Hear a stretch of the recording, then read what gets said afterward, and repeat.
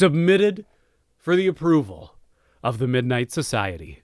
I call this story The Great Minnesota Halloween Blizzard of 1991. Probably needs a little shorter name, a little catchier name, but that's what we call it. So on Halloween Day, it started pouring rain. Halloween Day 1991. I figured that was self-explanatory since it's in the name of the event, but whatever. That day, it started pouring rain. It was warm enough that things were above freezing. And then a cold front blew through. And that rain all froze. Everything was soaking wet. Everything turned to ice. And the rain that was still coming down became snow and became a blizzard. A blizzard that lasted 2.5 days. The plows couldn't plow because the plows would just go right in the ditch. Everything was too dangerous. Everything shut down. So I was in 5th grade. I was dressed up as a 1920s Prohibition-era gangster. The suit, it was a light gray suit. My uncle had gone as Pee Wee Herman to, I think, like a costume contest at a bar maybe the week before.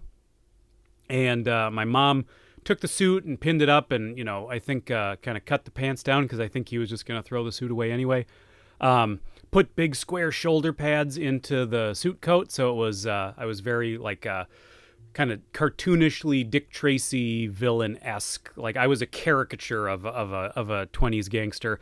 And we got like play money from the dollar store, probably from Ben Franklin, which was a discount store that I grew up near. And then I had a big fake stogie, one of those big plastic cigars. It was great. Like all day at school, I was paying other kids fake money to do things. And I'd be like, yeah, you didn't see nothing, see? Like that was a good day. But when it came time to trick or treat, we are trudging, literal trudging. You know how old people will tell you like, in my day, we used to have to walk 8 miles to school. It was uphill both ways through 3 feet of snow.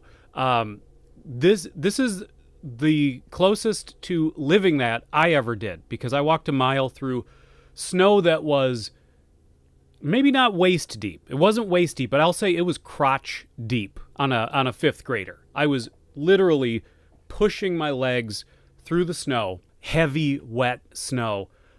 We get to the first house. The person, well, it's a parent with their like toddler, and the toddler's like putting one sucker in each of our pillowcases. My pillowcase, by the way, was my Transformers Optimus Prime pillowcase. Maybe I shouldn't have still had that when I was 11. Maybe I should have given that up at like 7. I don't know, but I still had it and I still used it. But the little kid puts like one sucker in both of our pillowcases, and the lady goes, no, like no one's out trick-or-treating.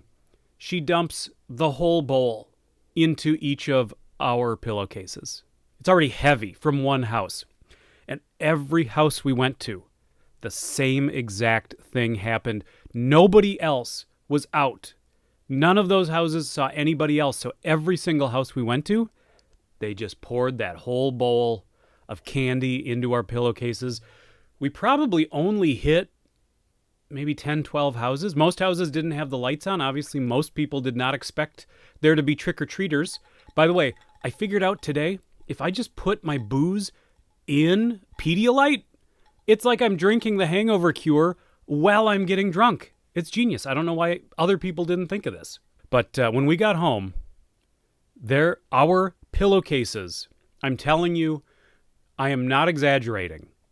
I am not being hyperbolic when I say these pillowcases were packed 100% full, as full as they could be, and still get the very top like to close and hold on to. That is how full those pillowcases were with candy. Every single house emptied the whole bowl into our pillowcases.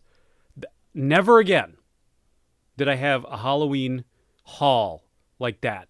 It was insane. It was absolutely insane. And I will never forget it.